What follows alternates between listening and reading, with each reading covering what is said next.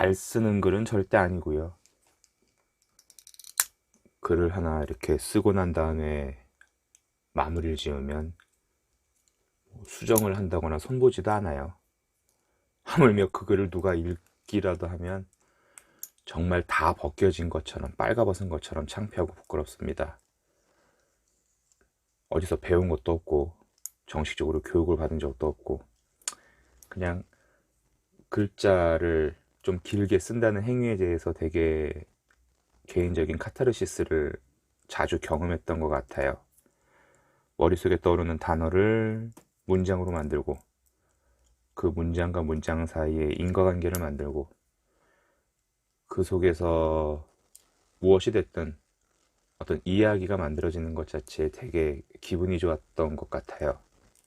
그러다 보니까 어, 굉장히 자주 틈틈이 글을 좀 많이 썼었습니다.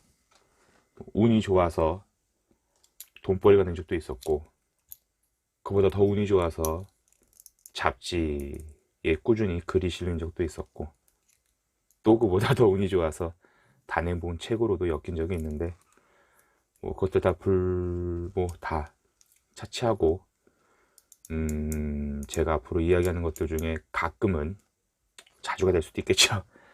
이렇게 좀 제가 쓴 글들을 부끄럽지만 낭독하는 코너도 한번 만들어 보려고 합니다. 그래서 오늘 처음 가져보는 시간에 이야기하는 건 거주하고 있는 지역의 지자체장이 공로수당이라 그래서 어르신들께 매달 10만 원씩 지급을 해왔어요.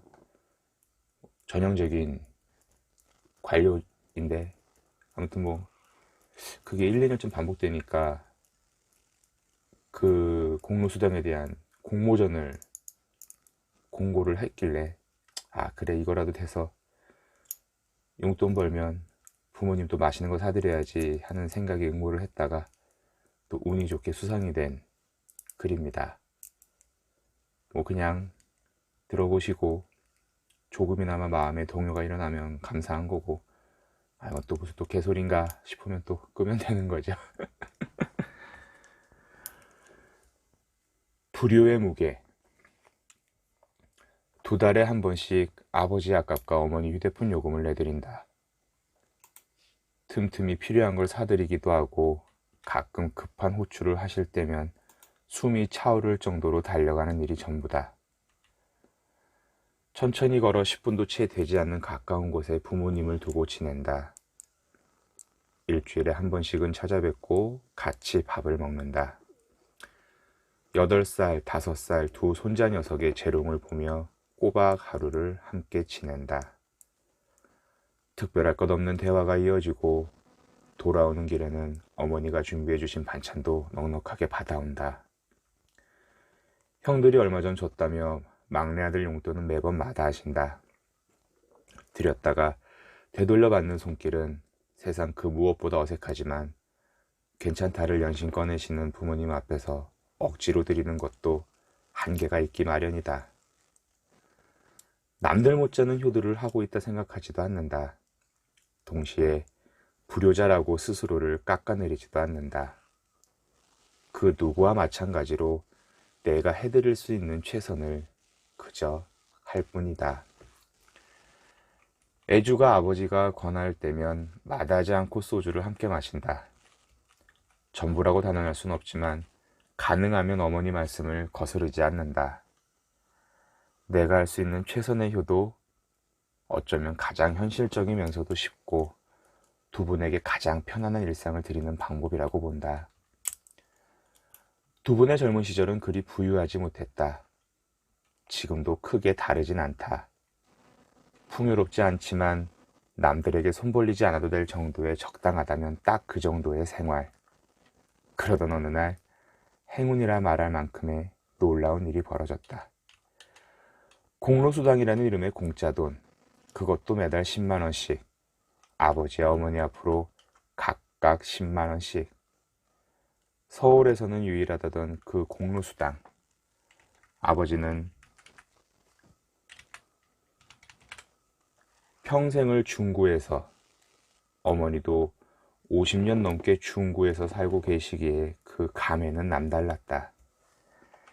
믿기지 않는다고 하셨다. 그 전부터 받아오신 노령연금과는 또 다른 맛이었다. 첫딸 아버지는 고기를 사주셨다.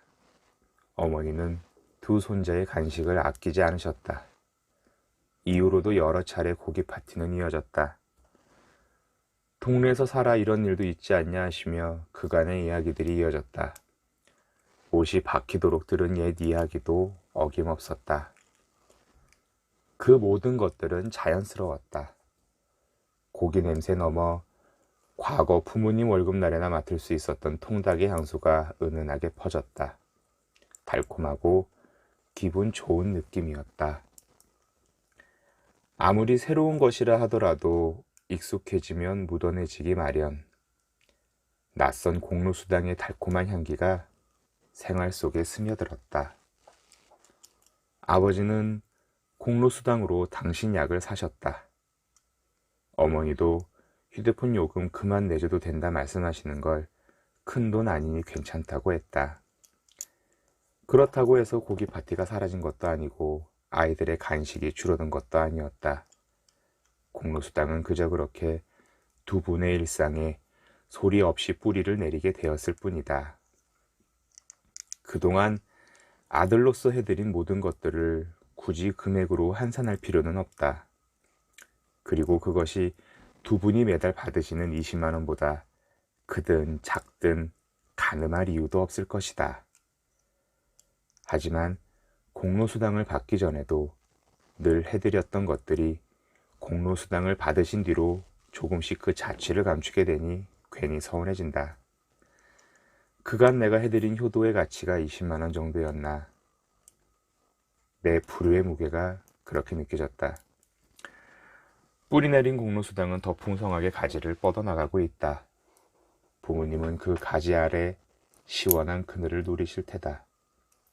그 나무에 틈틈이 물을 주고 상처나 아픈 곳 없는지 잘 살펴나갈 것이다.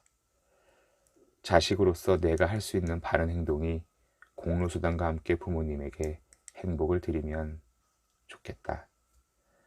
모자람 없으나 넘치지 않고 지루해하지 않으면서 즐거운 마음으로 한결같이 그러할 것이다.